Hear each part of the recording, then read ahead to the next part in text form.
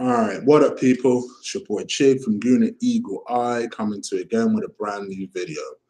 This time is to talk about Arsenal versus Watford, and I know I'm coming to you late if you're watching from the UK. Apologies, I didn't even really mean it to come this late. Just been doing some shit, man, and yeah, still my day still ain't finished. I still got to go out and do some more shit. So my life is never easy, huh? But anyway. Let's get on with the show. Let's talk about Arsenal versus Watford.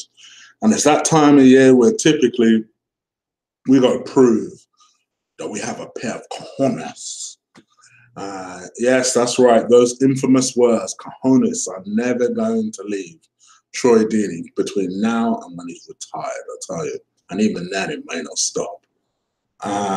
Obviously, infamously, what was it, 2 years ago now? The season before last? Where he infamously came out and said that and accused the Arsenal players of having no cojones. And the thing about it is, he was right. We didn't. We had no cojones whatsoever. He kind of explained his kind of mindset going into that game, and it was everything we as fans feared. It was the fact that he, as an opposition player, felt like he could just bully the defense, and it's something where, if we're being honest, even under the Emre era, still hasn't been completely fixed.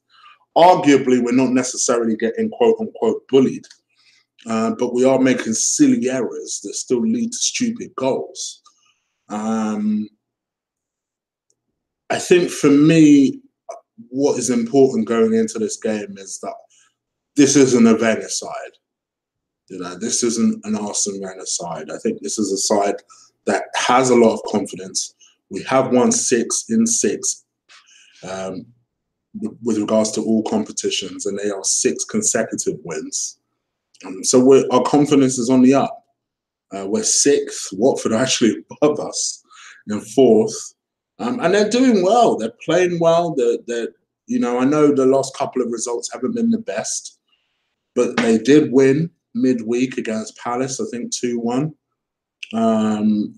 Against Fulham at the weekend in the Premier League, they picked up a point, I think. And obviously previous to that, they lost to United. But they have been doing well. They've been picking up results here and there. Obviously, if we win, we move above them. Them and the scum, assuming the scum don't win. So this is a good, important test for us, an unexpected test, if you like, because it's not, yes, it's not against your Liverpools or your Man Cities, but we're talking about a team who are currently above us in the table. However you want to reason it, whatever logic you want to use about, oh, it's only 6 games, shit, what are you talking about? These guys are above us. They are a good marker for us. I guess a team where historically we've had a lot of trouble. I mean, forget where they are now. Watford finished 14th last year and still gave us fucking problems. Having said that, the last game we did play them was at the Emirates, and we did beat them, where Chig did something that we never thought would happen, and that was save a penalty from Troy Deeney. And it was beautiful. It was sweet, sweet beauty for him. Man, we don't hate Troy Deeney, you know. You said what was on a lot of our minds. It's just that now there is a lot of banter between our club and Troy Deeney. So this is a game that I would like to win, not just because of Troy Deeney, but because I always want to see us win. We need to win. I do believe the Premier League is important. I don't have any delusions of us winning the damn Premier League, but I don't like this idea of placing all our baskets into the Europa League. Specialist or no specialist, if it all goes tits up, we have to try and get top 4. So it's important to keep whatever momentum we have in order to try and secure that football. So I guess that was going to try and reflect in the team that I put out. I'm better pre-warn you now. I've not been radical enough on my hopeful 1 to 11s. I've gone safe because I don't want to avoid arguments. I don't want to anger people. I've been playing the political game. and in a lot of ways, untrue to myself. So fuck all that. I'm going to pick a team that I would play, not what I predict, the team that I would put out to beat Watford tomorrow. So with that in mind, this is my team. I play Petr Cech in goal. I stand by my previous words. I wasn't overly impressed with Leno. I don't think he was useless, but I saw nothing in his performance that made me think, yeah, he's got to replace an informed Petr Cech. I think the last time we saw Petr Cech, I think he showed why I've been saying the entire time that the motherfucker should start as a number one. He's been performing well. And I think ultimately it will hold Leno in good stead. If this kid really has it, that's a big if. It will hold him in good stead, learning off someone like a Petr Cech. So for me, without a shadow of a doubt, Petr Cech plays this game.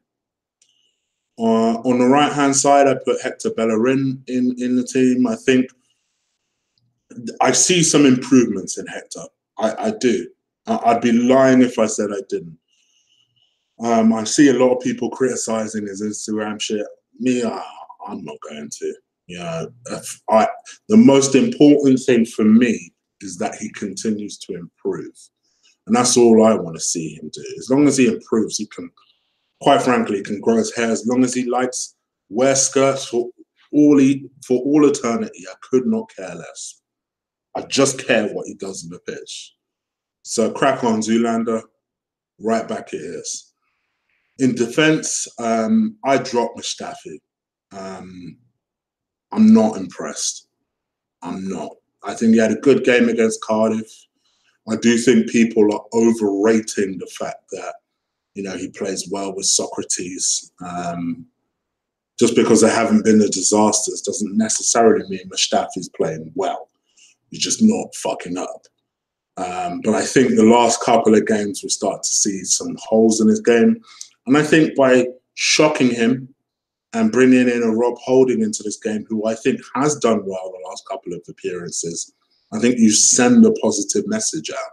And you also send a message out to Mustafi. And listen, if your level drops, you will be dropped. So I play Rob Holding in this game. I like the idea of bringing Socrates back because I think Socrates will relish the battle with Troy Deeney. I mean, if Troy wants to see some cojones, you know, Socrates is the type that will dip his cojones in his mouth, take it back out and dip it back in again. So to me, Socrates plays in this game. No problems with that whatsoever. Left back, I play Monreal. I know he's played a lot of fucking games lately. I expect him to get a rest shortly. As I said in my last video, I know Kolasinac is back in training.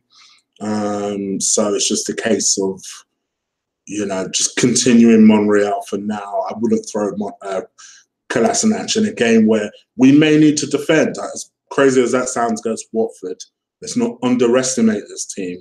Let's give them some respect. So Monreal plays in this game. I'm going to change the shape a little bit. So keep that in mind. I'm going to play Granit Xhaka in this game. I know I've criticized Xhaka recently. I'm not yet at the point of writing him off. I'm not quite there yet. So I play him in this game.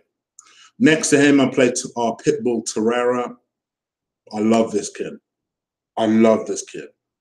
So I play him in this game. On the other side, Ramsey. I'm playing Ramsey in this freaking game. Shit. Forget his contract situation for a second. His form doesn't get him in my team. I play Guendouzi in this game. Now, let me explain why. I know a lot of people have been shitting on the fact that Guendouzi caused the goal that Brentford scored by committing a foul. These are the same people who wanted to excuse Xhaka for giving away that wayward pass a couple of weeks ago. But yet, suddenly Guendouzi is a bad player because he committed a bad foul. that led to a pretty well taken free kick, which arguably Leno should have at least got to. Come on. Come on. The logic doesn't even make sense. I play Guendouzi in this game.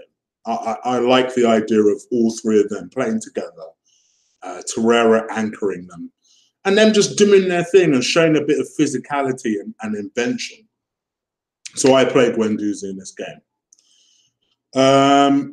In my view, this is where I get controversial. I drop Mesut Ozil. To me, his form has been poor. So I drop him. And I know that's a big statement. It's a big statement considering who I'm going to replace him with. But I think it's time we play players in form, not because of reputation. Not because of, well, if we play him in the right position, maybe if the weather feels right and the wind is blowing just right, that our supposed world-class player might eventually come out and decide he wants to kick ball. No. I'm done making allowances for players. I'm playing players that are playing well. And with that in mind, I play Alex Iwobi in this game, in his number 10 position. I feel like we play with wingers, with basic wing backs, basically. Those are the people that give us width. And yes, I would love it if we had wingers. But the fact is, we don't. And I don't like the idea of putting a striker, sacrificing a striker to play as a winger when it's not his game. You know, I like the idea of putting people in their actual position. Radical, I know. So I play Alex Iwobi in this game and let our wing backs give us that width. That's why I played the three kind of midfielders that have a bit of a defensive mind in case that goes tits up. Then you have Guendouzi who can cover a Bellerin. You have Xhaka who can cover a left-footed Xhaka, mind you, who could cover a Monreal if it all goes tits up and we're defending, and then we're still good.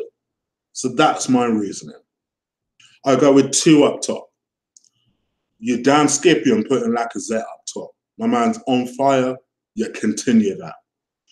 And then just ahead of him, I put Aubameyang because I play Aubameyang in his rightful place. You know, I think these two need to play together.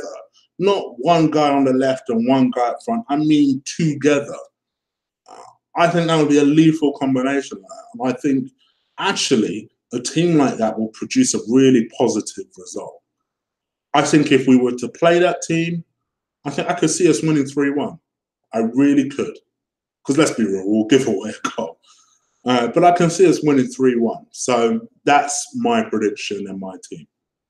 So no doubt I'm about to get a lot of Ozil fans mad. Instead of flinging in abuse, let me know what your 1 to 11 is down below.